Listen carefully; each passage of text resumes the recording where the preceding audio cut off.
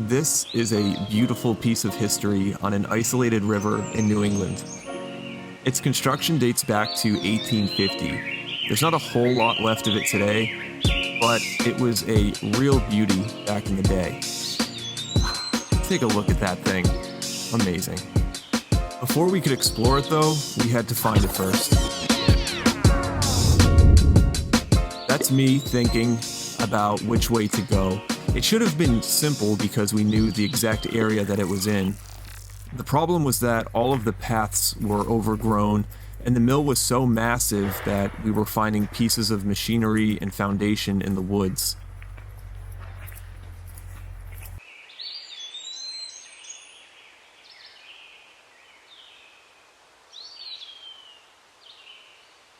Also, and this is the key part, we walked right by the main path that leads to the mill.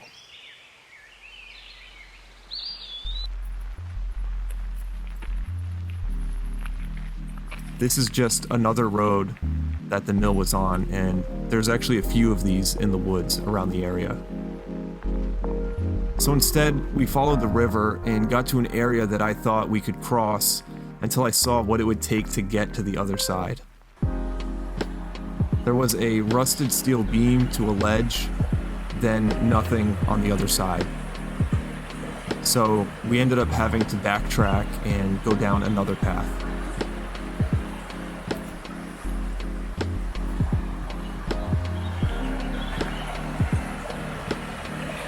This mill was huge back in the day, which is par for the course for any industrial mill at the time. It underwent several renovations and additions during operation. Because of its size, the foundation, waterways, and pieces of the original building were scattered in the area and hidden by growth.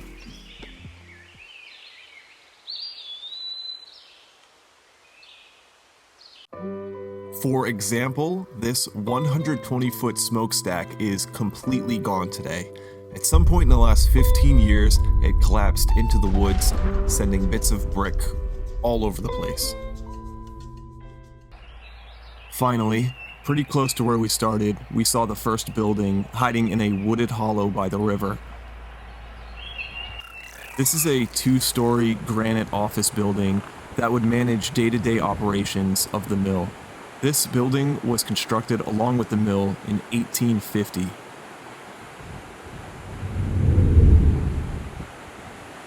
It's amazing that this building is still standing after years of neglect, abuse from the elements, and a fire here several years ago. You can still see the woodwork in the eaves of the roof.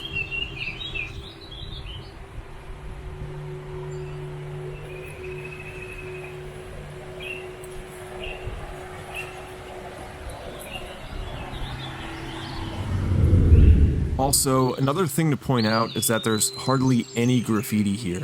This is the only vandalism I found, and it's only on the ground level. The granite exterior is still in great shape, but inside is a completely different story.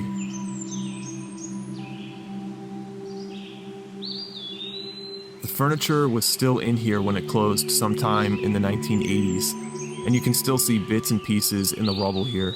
Most of the floors are collapsed from water and fire damage.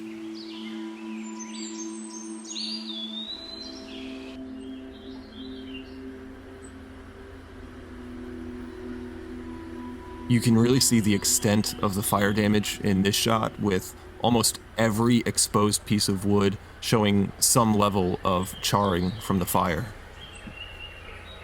Just outside of the office building is the front side of the mill remains, standing like a monument to the area's industrial past.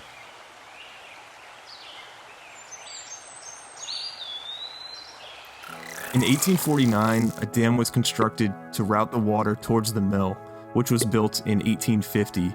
This mill is basically the reason the town around it exists. Back then, no one would farm here because of the rocky soil, but a man named John Ross had the great idea to take advantage of the converging rivers and contribute to the booming textile industry.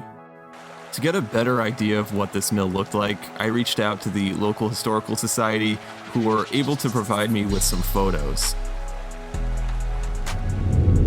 This one immediately caught my eye. This is the front of the mill showing the same side we just saw. This photo is dated as being taken in 1860.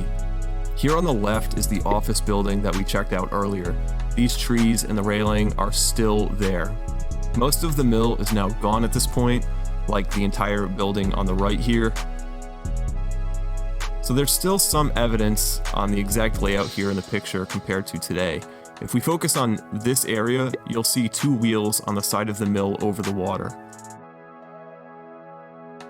Fast forward to present day, and they are still here.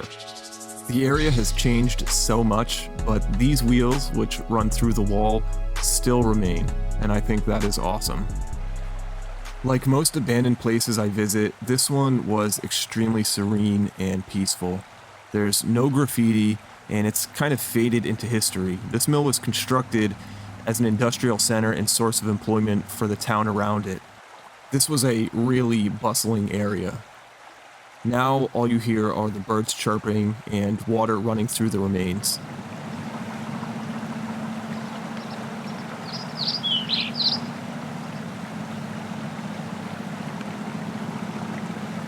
I couldn't pinpoint an exact date of closure or what caused this building to completely collapse, though there is evidence of a fire from seeing the charred remains of support beams in the area.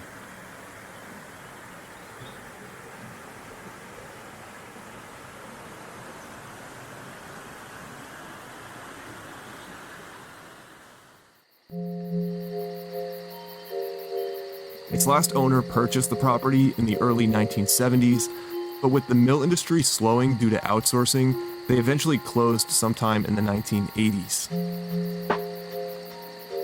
It doesn't seem like much, but this is a rare example of a stone textile mill with this style of architecture. Unfortunately, since it wasn't preserved, this is all that's left, and we can piece together the layout from extremely limited photographs. Like I said at the beginning of the video, this is what the mill used to look like. This is its final form after the construction of an eastern addition in 1856. In 1870, the eastern addition was enlarged and a tower, you can see it in the photo here, was added, and the entire structure was covered with a mansard roof. It was gorgeous back in the day, and it's gorgeous in a new way today. It's part of the hidden beauty of New England, and I can definitely see myself coming back here in the fall when the leaves are changing.